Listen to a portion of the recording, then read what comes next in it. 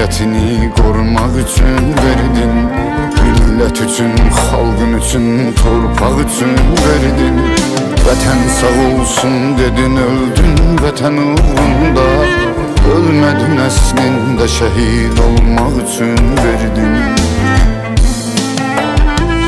Bizdə nə qorxu, nə təlaş, ədalət haqdır bu savaş. Mən öz vətənimi sevmişəm, vətən sağ olsun demişəm. Anam şəhid anasıdır, gəmi Hüseyn əzasıdır. Bu haqq davası, bu döyüş Hüseynin Kərbəlasıdır. Sən bu torpağıma oğlusan şəhid, şəhid.